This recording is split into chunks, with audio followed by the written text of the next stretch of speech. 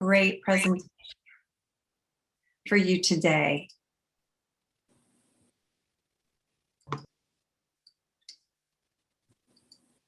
All right, awesome. You can use the chat while we're waiting and just say hi. Tell us where you're joining from. Give us your state. You guys can Hi. Hi. Yes, sir. We want to make sure our mics are on mute. And then we're going to start with best practices. So best practices for our webinar is really important. We're expecting a lot of participants tonight. I think we're going to break a record actually and get over 100. So that's exciting. So it's super important that you keep your mic on mute until the end of Jett's presentation. You can use the chat box. You can, start in there right now. Tell us where you're from and we'll respond to you there. If you have questions, make sure you're saving that for the Q&A part of our presentation. And then when you have questions, we will call on you and we will unmute your mic so you'll get to ask your question. And finally, in the top right-hand corner, you'll see a view button and you can change that so that you can see the presentation. And then later you can change that to a gallery button so that you can see everybody, which is kind of cool. Okay, excellent. So let's see what's going on in the chat. Okay, my gosh, we've got a whole group from Club MX. We've got Texas, we've got Seattle, Canada, Georgia. I love it. Connecticut, New Jersey, my home state, Minnesota. I love seeing where everybody's coming from. Alabama, Utah, Rancho Cucamonga, California, not too far from me. Maine, I think we pretty much have the whole country covered here. Oregon, Pennsylvania, Missouri, Ohio. Well, the list goes on, and I'll spare us from reading all of the texts. And then we can go ahead and get started, and I'll make an introduction.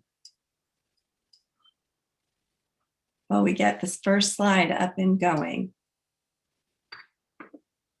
So, the whole reason why On Track School has these monthly webinars is to create community and bring people together. And so every month we have an inspiring story because On Track School believes that you can get an education while chasing your dreams. And we love hearing success stories of people that work hard to chase their dreams and learn from them, something that we can apply to our lives. So every so often we do a survey and we want to know who our students want to see. And Jett, you were top of the list this month, and we are really grateful that you took us up on the challenge. We know you're a busy guy, and we're just so excited to hear your story. So I will let you just take it away, and we'll run through the slides and hear what you have to share with us. No, thanks for having me on here. When I heard this came up, I was super pumped. Just talking, dude. Great. So were we. So here's our first slide of pictures that you guys sent to us. Racing in Europe, winning the Youngster Cup in 2018. Tell us about that. Yeah, so what a lot of people know, I spent roughly 3 years in Europe, and first 2 years I was there, I was on Kawasaki 85, then went to Suzuki 85, then the 250, and in 2018 was a pretty good year. First year 250 at I think age 14, turning 15, and we had the ADAC Youngster Cup, which is basically like kind of the amateur 250 class over there, like here, and it was a pretty good season. It was I had some really good races, some had some really bad races there, but it was I had my mate, we call him manager. He's Tom Shotler. He was best mates with Ken Roxon and his dad Heiko Klapka, who I always trained out there when I was the third year, in Europe, and I was always out there training. Heiko Klapka, Kenny's dad, he helped me quite a bit do 2018, just getting stronger for the 250 and that, because I was quite a little person. And then yeah, that second photo is at the last round of Assen, which is I went 1-1 there for the first time, which was a very cool feeling, because that at the start of that year in EMX 250, I didn't qualify for my first race, so I was really bummed. But by the end of it, I was able to get a 1-1, kind of like mid kind of then mid back part, like kind of the season. I got a race win and got on podium for the first time, so I was super pumped about that. But no, that year was a really good learning year, and I was super pumped because I felt like that year helped me a lot with experience, learning how to ride a 250 at a smaller size, ride it smoother. Really helped me where I am today with racecraft, more experience, obviously, of riding different pro tracks.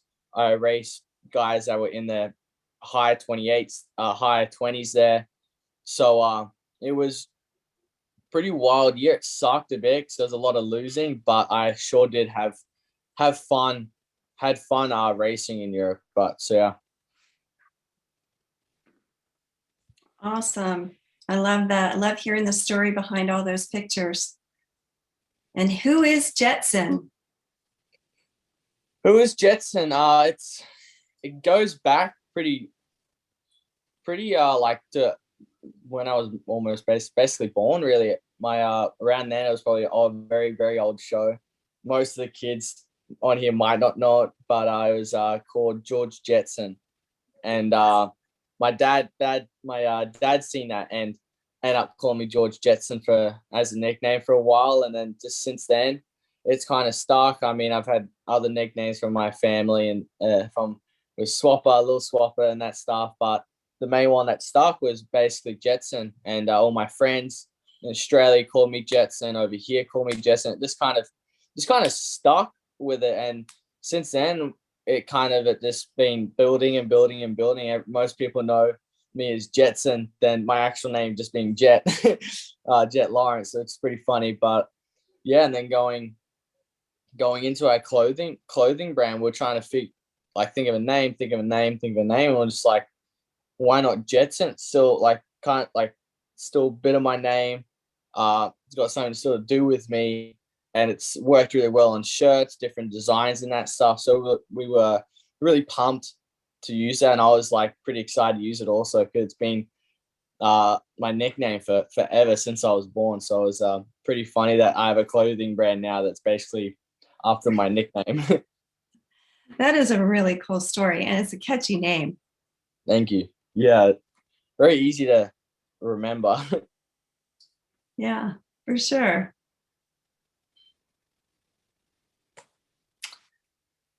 So winning a championship.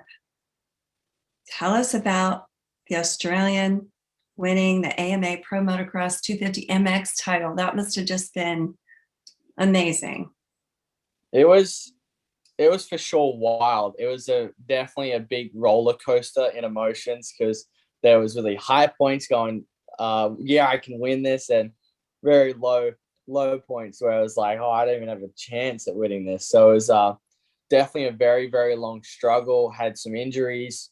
I was sick at one stage, so it was very hard to race at 100% because all the phlegm in my lungs was kind of holding him tight, and it was a bit of a struggle, but it was definitely a wild season, ups and downs. Like I said, it had really good races, had first 1-1, which was awesome, and it was just really, really cool to get this win on the first year with HRC Honda, and obviously with Keo now that he's retired.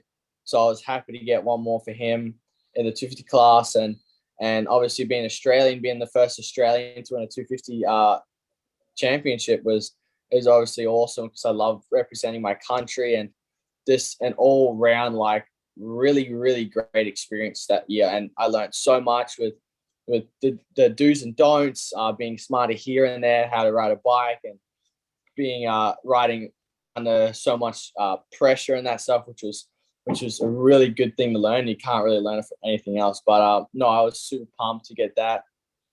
that this year because obviously Supercross didn't go to plan. So yeah, no, it was awesome getting that title. Yeah, what a great team, right? Eric Kehoe is such a great guy. I remember watching this live, and I was just really excited for you. You know, a lot of the teachers at On Track School are actually moto moms, like Tasha shared with you. Her son races, and I'm not sure if you know Michael Lee, but that's my son, and so we did this for many, many years together.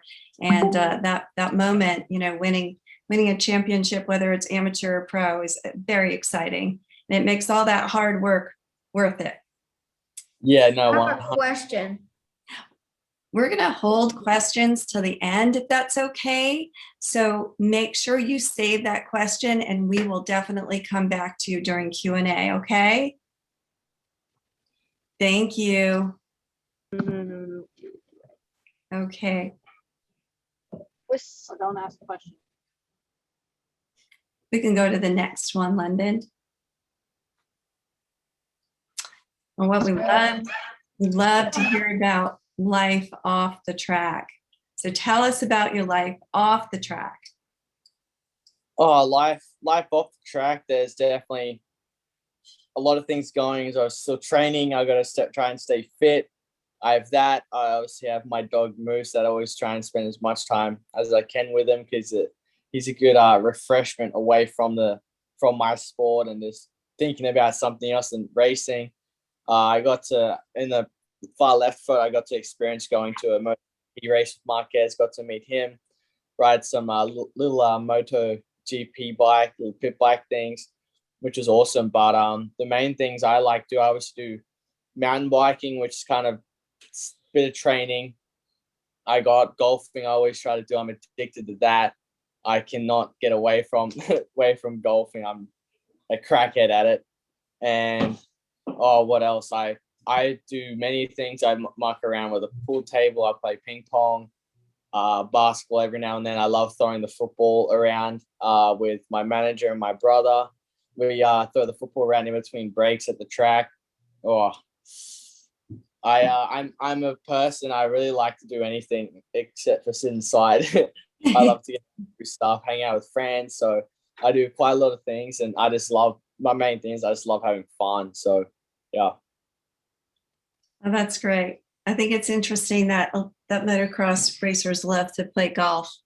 And I don't know what it is. It just must be relaxing and fun, right? But there's so many people that like to play golf. I think that's so cool that you can get together with other racers and go enjoy the same thing. Yeah, no, exactly. Donuts for days. Yeah, donut thing it's pretty funny because like it never was like planned to be something big at all. Like that night, at Monster Cup, the week going into that, I made a bet with my team manager saying if I win, I want to have a bag of donuts there so I can eat after. Because little backstory, there was at the Geico factory, there was a guy called Shane. He was our parts manager, and on Fridays he'd always bring 2 boxes of donuts in, and I loved it. I was never really allowed them, but I'd always sneak one at least while we're there before we go riding or something. And he ended up going to a different job, so I was like I was more bummed about the donuts not coming in. So I was pretty bummed about that, and we didn't get to have him for a few days. A few people bring him in like once every now and then, but not every Friday where he would. And going into Monster Cup, I'm like, if I win, I want you to have a bag of donuts there ready for me to eat. And sure enough, I ended up going 1-1 at it. So I ate the donuts straight away, and they wanted to interview straight away. So I wasn't going to wait. So I just started eating them straight away. And it turned into such a big thing of mine that Jetson and donuts just kind of go together now with anything. Like with the Ojo bag, we have donuts on it. Some of my merch stuff. Obviously at the now we have the donut stand. You get like 200, the first 200 people, they get them for free or something like this. So it's pretty wild how big it's turned into nowadays. We look back and laugh because we had no intentions of this. That is so funny. I particularly like your name written like Krispy Kremes on the side. Yeah. That's awesome. It's so controversial though, because it's so not race food that I think that's what Yeah. everybody likes that because we should sometimes break the rules, right? And just have fun. Yeah. It's funny because everyone's like thinks now that I always eat donuts, but I actually eat pretty healthy, which is funny. Everyone always thinks I have donuts, and people would bring donuts to the races like during the outdoors. I'm like, thank you, but like I can't actually have them because I gotta try and get like proteins, carbs, and all this stuff. Exactly. That's great. That's a cool slide. Awesome. Well, that's a great insight into, who you are as a racer, who you are as a person. And I know that a lot of our time now is going to be dedicated to Q&A. Other than what you've shared on your slides, is there anything else that, well, I think our questions are going to answer it, but are you ready to go to Q&A, or is there anything else you'd like to share first? I'm ready to hear some Q&A questions here. All right, excellent. And Jett, do you have your view on gallery so you can see everybody? Yep. Oh, it's the best part. This is my favorite part, when these kids get to ask you a question. So go ahead and put your question in the chat. We also have Tasha manning the Facebook Live, and we'll get started. Tasha, do you want to call on people, or you want to do Facebook and I'll do these questions and we'll switch back and forth? Sure, Okay. that sounds like a good plan. Go ahead. Okay, so I got to stay on top of this.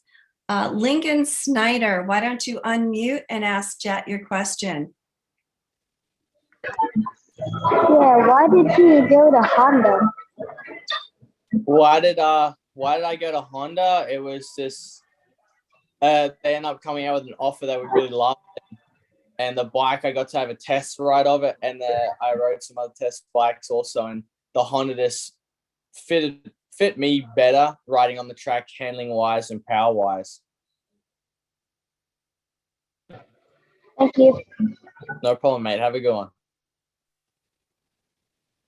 Thank you, Lincoln. That was awesome. Tasha, are there any Facebook questions before we go to the next? Yep, you're good. Looks like Timmy Scott is the next one. Okay. Okay, Timmy Scott, you can unmute and ask Jett. How old was you when you start riding? How old was I when I first started riding? I think I was 2 years old. I started pretty young, same as my brother. We both started 2 years old, and then we could barely walk, but we were able to ride a dirt bike, so we hopped on that always. How about the what kind of bike was you on? I think I was on a little Yamaha Pee-wee 50. That's cool. Thank you, Timmy. Welcome. Gage Dunham, your turn. What's up, Jett? So I was wondering, did you used to live in what was it, Netherlands? By any Yeah, chance? I lived in the Netherlands in a little town, little village, because over there they call them more villages, not towns, and in a little village called Den Dungen. It's a really weird name. We laughed when we first heard it, but yeah, I stayed first year in the Netherlands, and the second year and third year mainly in Belgium, and I would go from Belgium to Germany a lot in the second and third year. That's awesome. Did you by any chance get to ever get to see or talk to Jeffrey Herlings? I actually did. I think there's a photo on my Instagram from 2016. I got to meet him at a bowling place when I first went to CLS Kawasaki. I went over and I was at a bowling place, and one of the team managers knew him and took me up and went and seen him. I was pretty pumped. Thank you. Thank you so much. That's really cool to hear. No problem, mate. Have a good one. Thank you. You too. Thank you. Awesome. I love it. How about you, Anthony Rhodes? Oh, Jett. I know you entered the Supercross and Motocross as a young racer, and most amateurs were they usually enter the racing at an older age. And how do you think that helped you become a better rider, or what advantages do you have entering younger? I think I was able to go pro so young because I did the racing in Europe at such a young age, and it's such a different level over there with the racing they have. And I raced guys that were, like I said before, in their late 20s and all through their 20s and that stuff. So I got more experience in that. And then going into the outdoors, I already had that experience from Europe because I got to ride the pro tracks in Europe. And going into America, I was kind of already knew I was going to go pro early. And at such a young age, I find you pick up things a lot quicker and learn them easier and faster. So I found, why not go pro at 16 and just have the first year of learning. And my learning curve was pretty steep, and it worked out not too bad. And I found that those were the probably main reasons why that helped me get to the stage where I am. Good question, Anthony.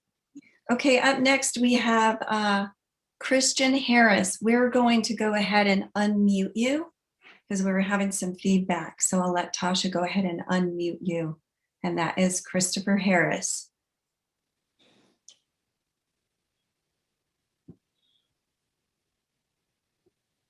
Do you need help with that, Tasha?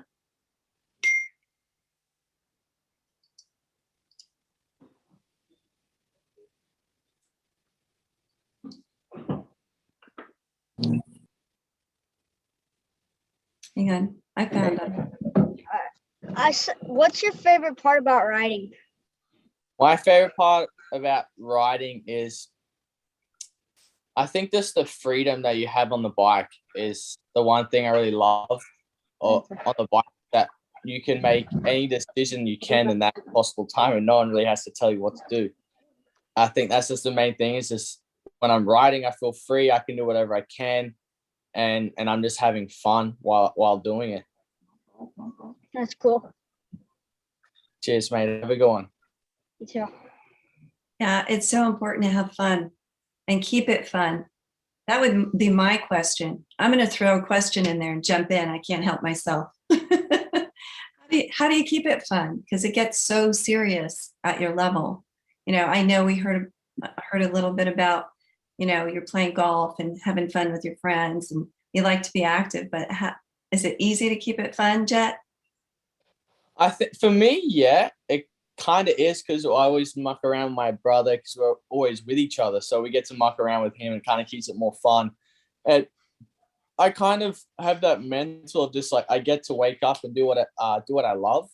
Like when I was young, I would just wanted to go ride my dirt bike for fun and that stuff. And now I get to do it every day. So I try to keep that in mind and have fun with it. Always try and think positive is my main thing. Is just I get to go out and have fun on my bike, get to ride a sick bike, get to ride sick tracks, and just try to have fun with that. Now that's a great attitude. Thank you for sharing, and thank you for letting me ask a question in the middle. No problem. Okay, we've got Augusta Downey. Hi, Jett. Thank you for coming tonight. My question is, somebody already asked, you knew you were going pro early. How did you balance your education and personal life with being so serious about racing? It was not too bad because I was able to finish school and able to focus on my training. And it's pretty hard at a young age to try and really focus on what you're doing. But I was able to try and keep it fun, have fun with it. I'll either working out, I'll listen to music and try to keep it fun with what I'm doing. And luckily I had my family, like my mom and dad and my brothers, to kind of keep it a little more balanced, more so. And they kind of kept it more balanced for me in a way where I never really picked up on it, kind of thing. I'll just kind of just live my life like this. How my life is now, it's normal to me. I think it's for other people it might be like a bit different and weird, but for me it's normal. I've gotten used to it because I did it at such a young age, and I felt like I'm a very easygoing person where you just tell me, oh, you got to go there, and I'll be like, okay, I'll just go there. So it's it was not too bad. It wasn't too much of a struggle, I feel like.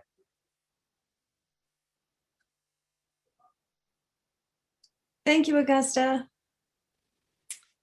Jigs Bustini has a question.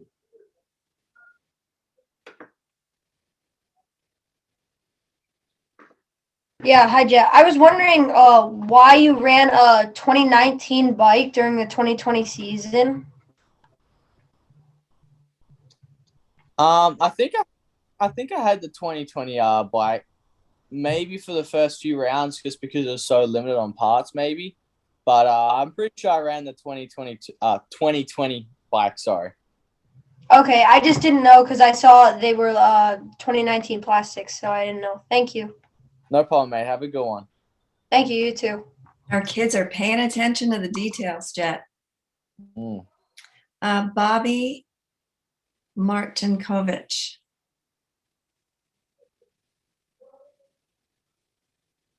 Hi, Jet. How did you like Minios this year watching it? It was I liked it because it was something different. I'm always, like you'll probably know, like I'm always on the racing side, so I have something to focus on. Where it was like the other way around, where I got to actually watch and have fun, which I don't get to do much. Is just get to watch a race kind of thing. I'm always normally in it, so I had fun with it because last time I was there, I was racing when I first came over in 2018, at the end of 2018. Sorry. So it was good. I got to watch it with my buddy Jack Chambers, and I liked it. I got to see some of the potential of some other young kids coming up. So it was definitely cool to watch. Thank you. Have a No good problem. day. You too, mate. Thank you. Thank you, Bobby. Yeah, it was cool to see you there at Minios. We've got Nicole Moretti.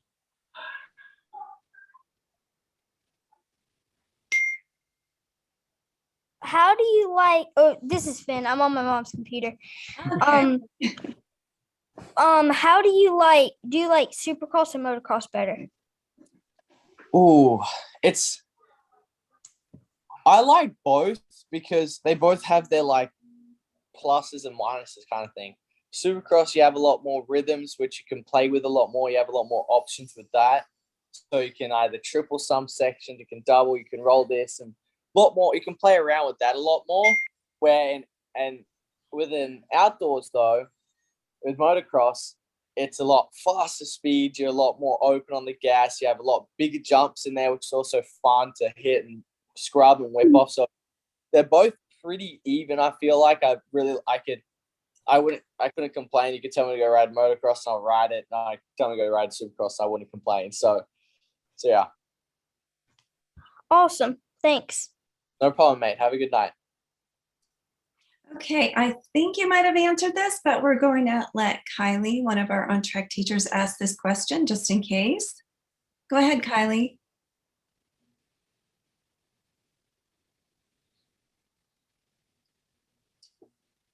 This is Brighton on her computer. Hi, Yeah, Brighton. you already did answer it. It was how old were you when you started writing? Did you Yeah, have? man. I started when I was 2, so I'll go over again. But I'm pretty sure I could barely walk. I was probably still half crawling and tripping over my feet, but I was able to hop on a dirt bike, so I was able to hop on at a pretty young age and just fang that around the backyard. Mm-hmm. Thanks, Brighton. Appreciate that. And Tasha, you have a Facebook question. Go for it. Okay, this is from Jason Lewis on Facebook. Is your in your younger career, did you ever work on or prep your own bike? That's a good question. I don't think so. I was pretty lucky. So since I was the youngest in Australia, when Dad wasn't there, my brother would work on it because he was a lot older, was a lot more mature then. So he worked on the bike. He'd wash them, put new air filters in them. So I never actually really worked on my bike at all when I was a kid. I even like nowadays, like if I get out to the compound a little earlier, I'll set up my bike up a little bit. But going and actually working on it myself, I don't think I ever had, because I'm pretty sure the wheels would probably fall off if I tried working on it.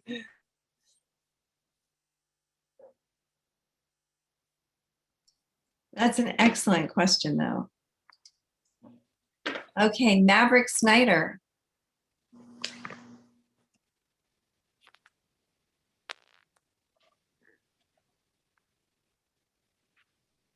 Maverick, can you hear us?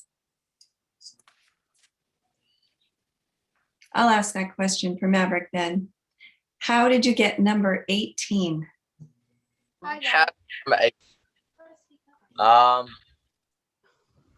Well, in the pro ranks, you kind of get like you have to have a triple digit. You'll see a lot of the rookies have a triple digit number. Then going into their second year, they'll have all their points ranked up, and whoever has the most points, like, kind of get a lower number and that stuff. So, and I was around, I think 83 was my first year, had that number, and then I was able to get low enough where I got to pick 18, and I got given 18 for this year in 2021 season, and I did that, and I kind of, at the end of the year, I kind of like fell in love with it. So I obviously got my first championship with the number, and I won when I was 18. So I kind of fell in love with the number, and I basically was like a lot more people know me for the number 18. So I was like, I kind of wanted to stick with it because this had more meaning to it. Thank you, Maverick. Okay, Jack Conley, you're up next.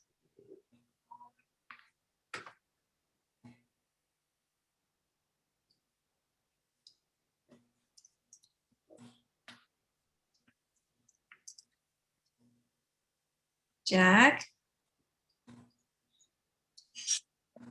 You with us? Okay, we're going to go to the next. Ruby Fustini. So, what is your favorite part of a track? Like the jumps, the whoops, or the corners, or like that? I would probably say on Supercross track, I really love the whoops because it's such a technical thing on the track.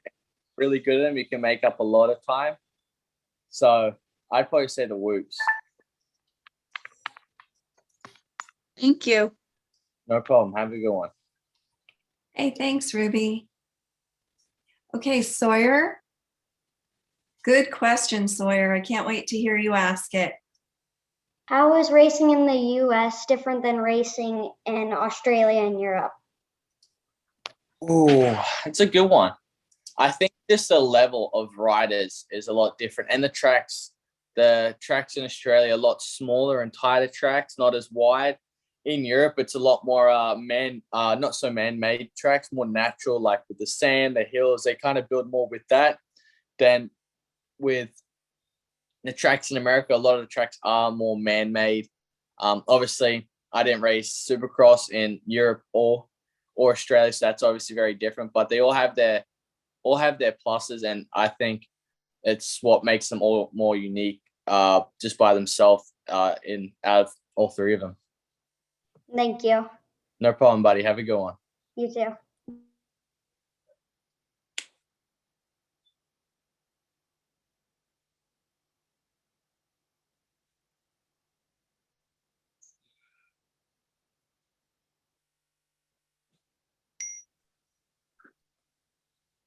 Okay, guys, it looks like we have Cooper Camerata. Are you there? Yeah, I'm here. Okay, How perfect. often did you train when you were younger? Like how many days a week when you were like 15 to 16? When I didn't train as much then because I was still such a kid, and my mom and dad knew that once I'd get a little older that probably more so 60, but more so 15 and 14. I was because I was still so young, they kind of didn't worry about me training much. They'd still let me go do some gym, some of this, just like every now and then, just to like kind of keep me still in shape. But I was already so much of like a pretty active kid. So I'd always be on the scooter outside, skateboard. I'd be on the mountain bike doing wheelie stoppy. So I was always still pretty active, and they didn't really kind of get serious until I went pro. So yeah. Thank you. Thanks, Cooper. Gabriel Brown, you're up next. Hey Jet, what was your favorite part of your amateur career? Favorite part of my amateur career. Do you want like out of Europe and America or just America? I mean, any part basically, that's fine. Any part? I think the coolest part was probably coming over to race Minios. So not Minios, my bad. Loretta Lynn's, because it's obviously all over the world. Loretta Lynn's is such a big known name in any country for amateurs. So I think that was probably my coolest highlight of my amateur career. All right, thank you. No problem, mate. Have a good one. You too. Cheers. Great question. Thank you. So I'm going to throw in a question from Facebook again. We've got Jason Lewis again. So thanks, Jason, for being a big fan over there. But when it comes to gate pick, do you have the freedom to pick, or is that a team decision? It's pretty freedom pick. Like I can pick whatever gate I want, depending on my qualification if I get P1. But obviously it's very like I always have my trainer down there with me, Johnny O'Mara, which is just it's good to have another set of eyes down there just to know what like to see what they're seeing and what I'm seeing and kind of relate. Like, yeah, I feel like I can do this with this gate or that, and then they're probably thinking, oh, but this gate, at least if you do this, you can get this type of start. So it still is a bit of a team and solo pick kind of thing. It's kind of like my decision at the end to go, yeah, I'm gonna go with that. So it's a bit of both, mate.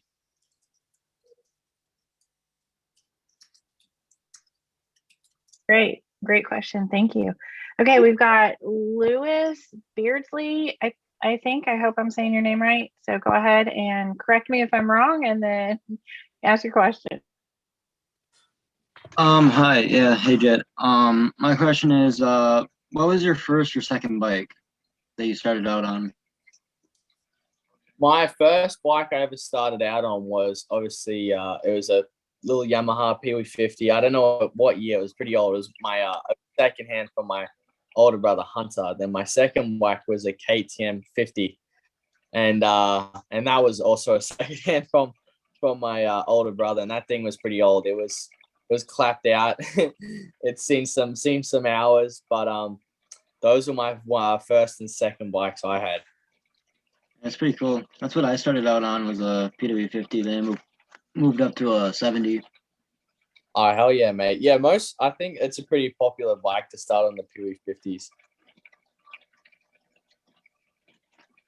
Yeah. Great question, Lewis. Thank you. Okay, Owen Caffel, you're up next. And then Mason Welburn, when he's done, you can ask your question. Hi, Jet. My question is, we all know that you came into like the pro ranks like really, really young compared to everybody else. How did you fight the adversity of people telling you that you're like too young to do this? And then like when they saw your crashes, they were just giving examples. How did you fight the adversity of them saying that? It's obviously like it's pretty hard because I'm a kid that doesn't really want to disappoint anyone, but all those like kind of bad comments about me and all that stuff, that kind of it's sucks for them because it drives me more on wanting to do better and prove them even wrong even more. So I mean, if you look at it, I went in at such a young age, but I'm my 2 years in, I've already got outdoor championship. So it's I don't mind it because it drives me even more. Now you think a lot of people think the worst out of him, but you got to mentally turn to go, oh, is this what you think? I'm gonna prove you wrong. So you got to kind of prove them wrong with that, and that's what I find like that would help me through 2020 and 2021. It's just proving people wrong that were against me. Yeah, that's definitely a great mindset to have, and you have to have that as a champion, right? You have to be able to focus on the positive and not let that all get you down. But that was a great question. Tasha, I know you have a Facebook question, so I'll let you go ahead with that. Okay. We've got the Gagnons. So thank you guys for tuning in on Facebook. When you were racing amateur and you had gnarly crashes, did you wait for the doctor's approval to go back or just went back ASAP?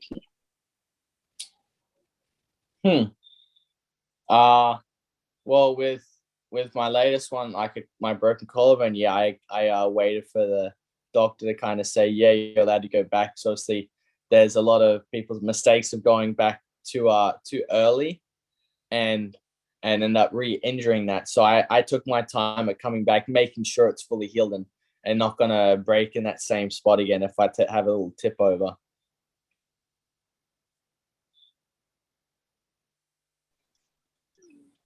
That's great advice. Thank you. Can I go? Mason, yes, you are up. Go ahead.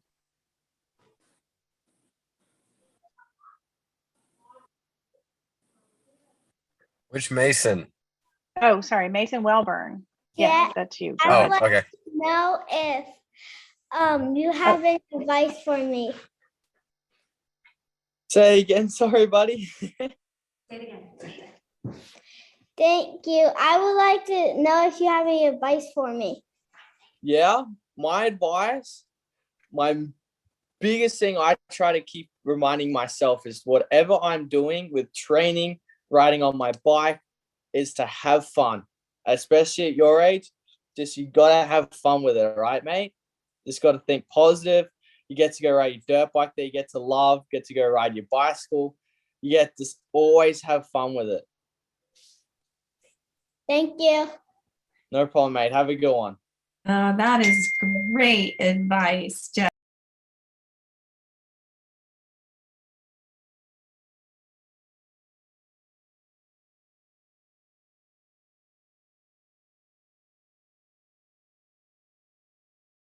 Inappropriate.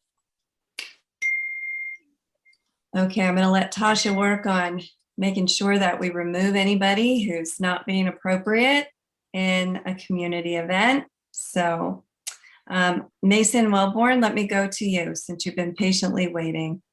Yeah. So what was like your first like memorable race like? Like the one I like that if I was to think of a good race, like kind of that. Like just the first race that you have like a clear like picture in your mind of like, I did good, I won this, like that kind of thing, you know? I think that would be the first round this year of outdoors at Parla. After that first moto, when I came from like 20th or something, and I came up to second and right behind first. I think that was one of the races that I mentally and remember going, oh, I can win the next race like very easily, which is, I didn't tell anyone this, but it mentally I knew like, hey, I can win this next one. That was probably the first race I think of. Yeah, I can win this. All right, thanks, man. No problem. That's a Have cool a good one. You too. Okay, and I'm just going to be mindful, Jett, of the clock. We really appreciate your time today. So we're going to take 10 more minutes. Is that okay with you? Yeah. Okay. No problem. And I do want to take a minute to say that there are security features in our Zoom, and anybody who's not speaking or acting appropriately, unfortunately, is getting kicked out and won't be able to come to any more of our webinars for a really long time. Okay. So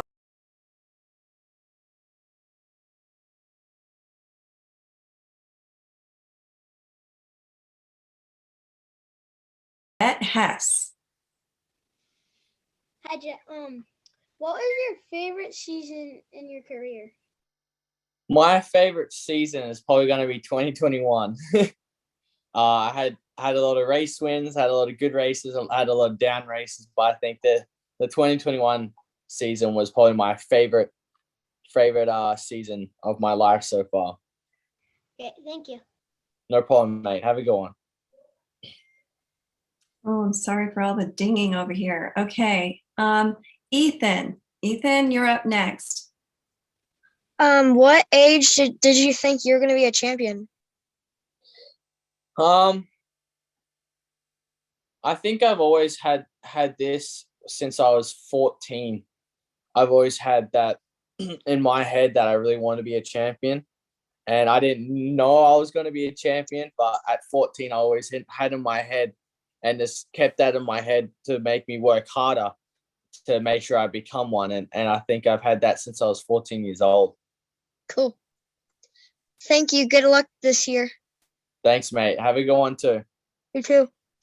Thank you, Ethan. Appreciate your patience. I know it must be hard to get to your question, and we're making progress. Isabel, you're up next.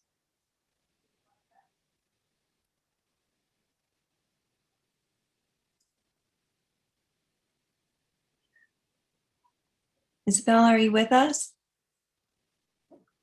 I'll ask her question because it's interesting. What happened to the llama trend you had going? Did you have a llama trend? Yeah, I think I did a bit in Europe. When I kind of turned around 14, my hair went like really curly like a llama. And I had a bit of an afro like the llamas do. And a lot of my friends and that stuff started calling me a llama. And I'm pretty sure I put up a post of my head next to a llama, and then another one with my brother next to a bird that like they both had the same kind of hairstyle. So I don't know. It kind of went away when I came over to America a bit. Got it. Got it. Okay, let's see. Where was I? Where was I in this chat? Looks like Otto Brown is the next. Thank you. Mm-hmm. I don't know if you see the chat, Jett, but it's just doesn't stop. Yeah, I have it up in the corner. It just keeps going. Okay, Otto, your turn. Thank you, Tasha.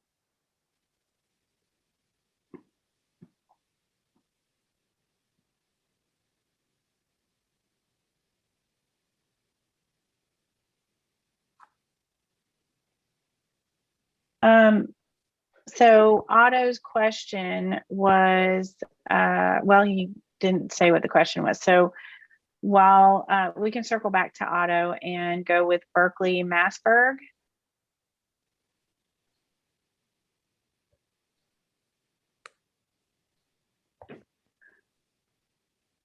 So Berkeley's question was, what was your worst crash? My worst crash would probably be Anaheim 2 that most people know is going into that up ramp face first.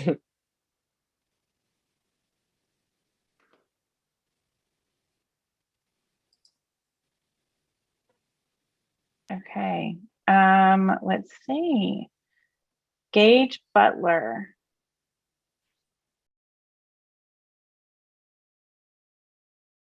Who is your biggest rival? My biggest rival, probably this year in outdoors, probably my main one would be Justin Cooper. In Supercross, I didn't really have much of a rival in that because I was injured. I didn't really have anyone going up against much, but probably outdoors, sorry, would have been Justin Cooper. Thank you.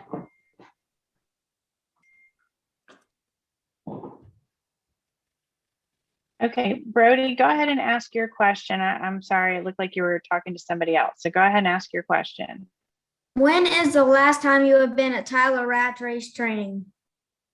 Last time I've been, I think it was like in between the Supercross and outdoors. So like kind of mid-year this year. Because I was there with you. Oh, really? Yeah. Oh, hell yeah, mate. All right, very cool. Okay, we're getting down to the last few minutes, so I want to get through some of these questions. Colton Calms, I think I'm saying that right. Are you still with us, and do you want to ask your question?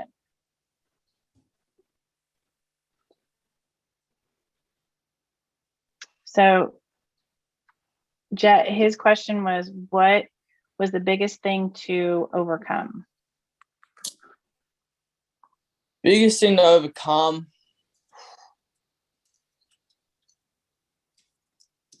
It's a good question.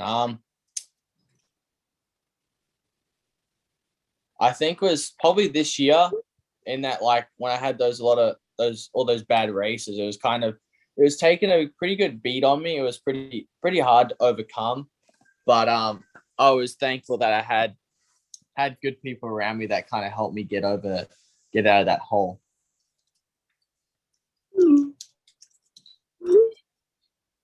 Awesome. Colton Garden, are you still with us? Hi. How much influence did you and Hunter have on the 2022 250s? We didn't have a lot, but we did have a little bit. Trey Kennard had quite a bit of influence on the 2022 bike.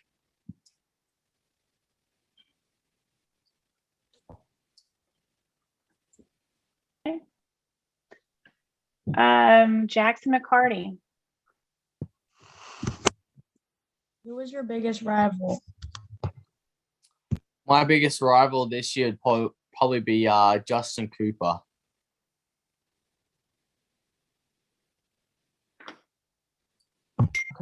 Thank you. No problem, mate. Have a good one. All right. Let's see. Trying to go through anyone who hasn't asked a question yet. Jett Rao. Let's go ahead and get you to ask your question. What's your question? Jett, what is your favorite bike? My favorite bike would be the Honda 450. Huh. Yeah, I really love the power in it. I could jump really, really big jumps because it has so much power. Good luck this year. Thank you, mate. Have a good one. Thank you, Jett. We have a few Jetts with us tonight. Okay, we're going to take one last question. We're going to take that from our teacher, Crystal Haley. Go for it, Crystal. All right, Braylon's gonna ask it. Go ahead, Braylon. What was your first race?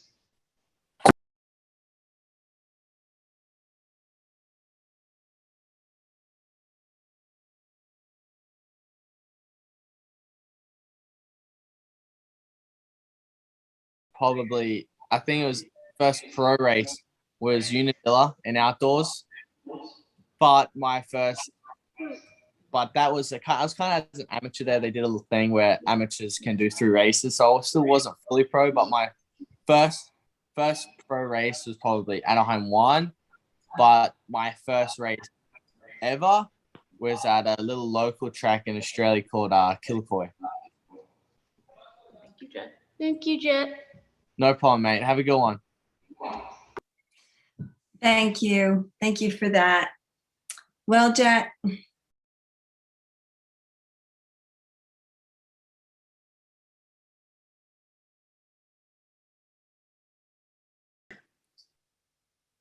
sorry, Jett. We've got a little bit of an issue going on here. I think that we've had so many people join us that we might have to just up our security a little bit next time. So I apologize for any offensive language. And I want to thank our on-track school community who were very respectful, waited their turns. And I know we typically don't stop questions, but at this point, I've got to think about what's right for the presentation. So Jett, I want to thank you so much. Do you have any closing comments for us? Any closing comments is probably what I told the other little boy was to, whatever you're doing, have fun with it.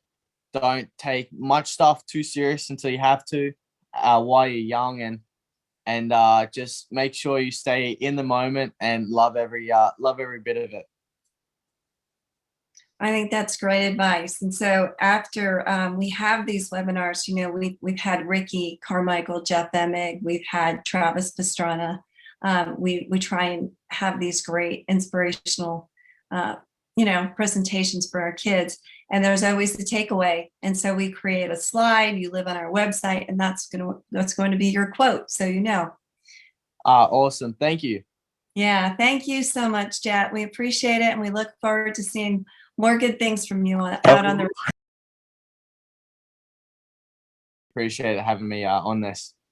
Absolutely. Take good care. And thank you, everybody, for joining us. Thank you. I know it's difficult not to keep asking, but I know if we did, we'd be here another hour. And I want to be respectful. So it's late on the East Coast. Thank you so much. Thank you. Have a good Bye-bye. Thank you. Bye. Bye. Thank you. Bye. Yeah. Thank you. Bye.